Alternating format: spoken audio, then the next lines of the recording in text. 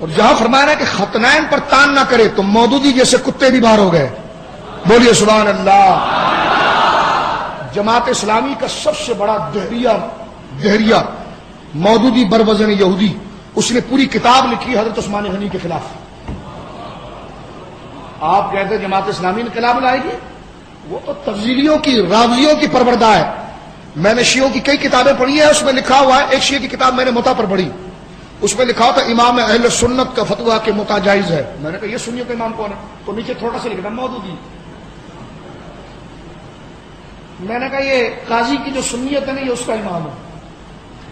جو چمڑے کا موزہ ہے، جس کو شیعہ پہنے تو فٹ آ جائے، بھابھی پہنے تو فٹ آ جائے، ہندو پہنے تو فٹ آ جائے، سکھ پہنے تو فٹ آ جائے، وہ ربڑ کے موزے ہیں. ان کا مذہب ہی صرف کھاؤ پیو، آٹے کا دھرنا، آٹا کماؤ، کھاؤ عیش کرو، سو جاؤ.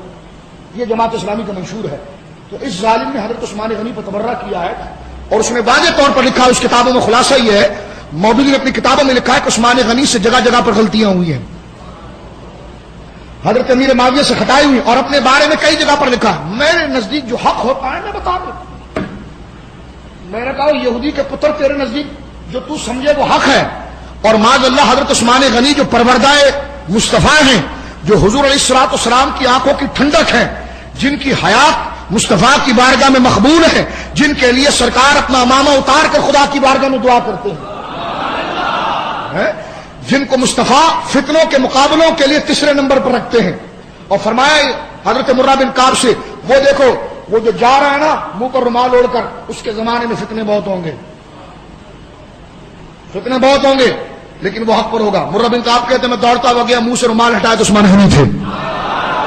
سرکار نے تو اپنے اس یار کو رکھا تھا فتنوں کے مقابلے کے لیے. جو فتنوں کے مقابلے کے لیے کسی کچے بندے کو رکھا جاتا ہے، دشمن کے مقابلے کے لیے کسی کچے بندے کو رکھا جاتا ہے. میں اپنی پاک فوج کو بھی یہ کہوں گا، حفاظت کے لیے بھی آپ ذرا پکے بندے رکھیں، جو ملک کے بھی حق محافظ ہو، اور فوج کی غیرت اور نصرت کو بھی وہ جانتے ہو کہ فوج کا اقبال اور عزت کس قدر بلند ہوتی ہے، اور لوگوں کے دلوں کے اندر ان کا کیا مقام ہوتا ہے.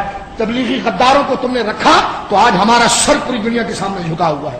خدا کی قسم، جو لوگ گئے، جو نقصان ہوا، ہماری جیب سے کچھ نہیں گیا. میں اپنی آپ بیتی سناؤں کہ دل خون کے آنسو ہوتا ہے کہ جس سے ہماری عزتیں وابستہ ہیں، جس ادارے کے ساتھ، اس کا اتنا بڑا کھلواڑ ہوا کس کی وجہ سے؟ وابیوں کی وجہ سے. کس کی وجہ سے ہوا بولیے؟